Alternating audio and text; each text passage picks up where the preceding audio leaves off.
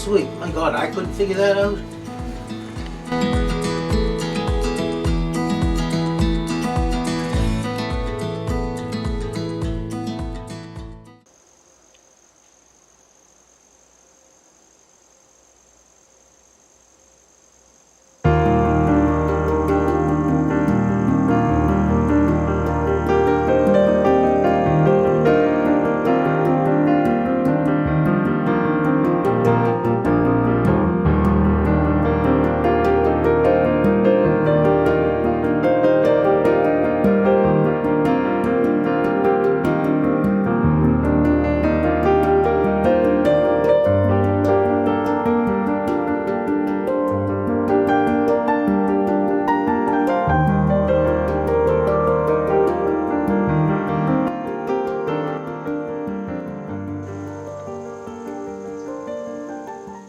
I've been teaching since 2016.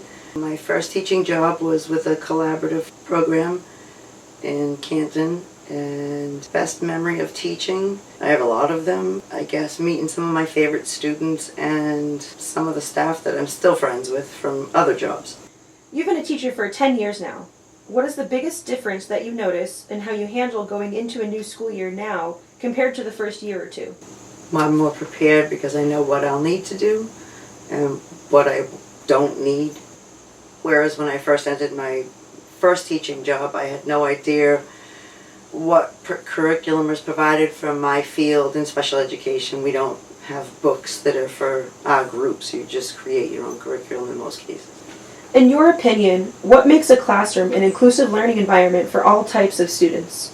To have an inclusive environment, I think it's beneficial. You absolutely have to have differentiated instruction in whatever you're doing, whether it's activities that are hands-on or paperwork or even going out into the community. Different people get different services, so you have to be able to adjust that way, being in special education. You also have to have a staff that recognizes that you have these differences within your classroom and they need to be able to adapt to those differences as well. Technology is always changing rapidly. Has technology overall made your teaching experience easier or more frustrating, or both? Technology is amazing and frustrating at the same time, for sure. I'm able to get pretty much all of my curriculum via technology. At the same time, sometimes when I'm looking for something, it might take me forever to find it, and not being skilled enough in certain areas, I'm sometimes not able to create what I want to do. But it definitely is more beneficial than not in many, many ways. Are there any common myths about teachers that you want to debunk right now?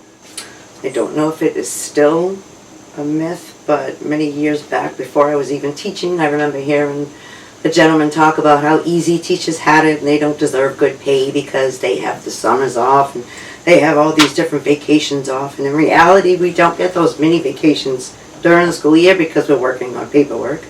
And the summer, for people in special ed, a lot of us do work the summers. And if you're not working the summer, you're still doing other side work on there to reorganize your stuff. So we do a lot more than they think and put in a lot more hours than they think. How do you handle when a student is embarrassed or frustrated in the middle of a lesson? And has that approach changed over the years? So over the years, my reaction to students being frustrated or embarrassed has changed because of my experience knowing to remain more calm and not be so nervous about it, and that I can actually talk to them usually and bring them down and not embarrass them anymore, and usually make light of it and usually fix it within the classroom. That's just something that really takes time, and a lot of times I'll just take a student out and go for a walk and do whatever it needs to be done to make them feel more comfortable within the classroom. What is one thing that all adults who aren't teachers should know? We spend a lot more money than anybody thinks we do on our school stuff, is one thing. And if you don't have the commitment within your heart, you just can't do it. You are known for making wonderful connections with not only the students, but their parents as well.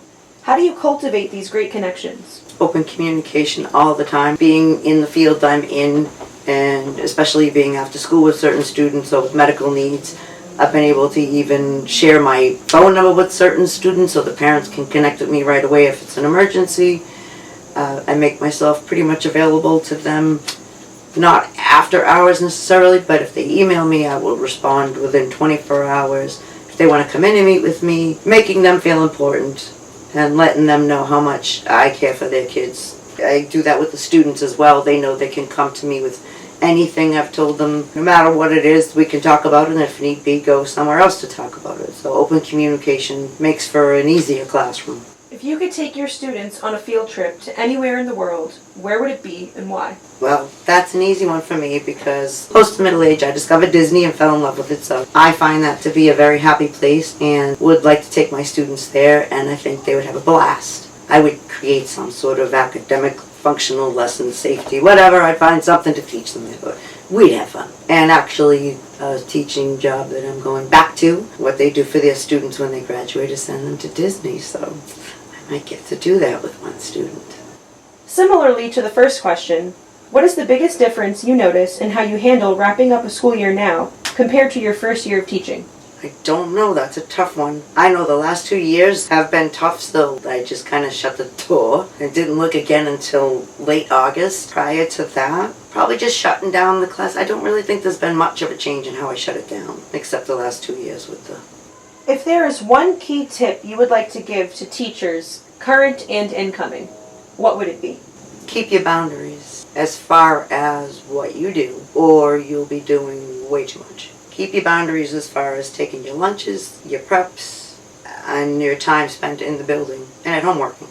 Can you elaborate more on any tips you might have for teachers to help them to find a work-life balance of, making sure that they take care of their classroom and their duties as a teacher, but still taking time to enjoy life at home with their family and their friends? Well, most importantly is you set the boundaries in the beginning and basically just do what you can do, which I started learning at the end of this past school year. And if things don't get done, they don't get done. You can only do what you can do. And God forbid if you end up at a place that tells you that's not good enough for them, you really shouldn't be there to begin with and go somewhere else. Because it's not worth the money to be working 80 hours a week in a job.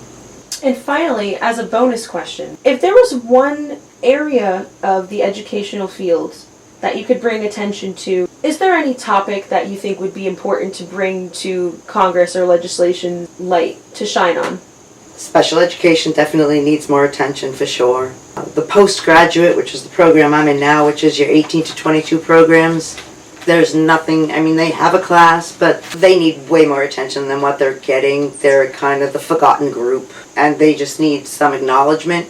Overall, though, special education needs more support, I would say. Special education, and within that realm, the postgrads, the 18 to 22s. Recently, free lunch became a thing for students across Massachusetts, to my knowledge. As far as I'm concerned, I believe it's all, I don't know if it's all schools K through 12 or just elementary, but I know that at least in Milton, all of the elementary schools, the students get free lunch. What else off the top of your head do you think is something as simple as that could be done now that would be very effective, if there is anything you can think of?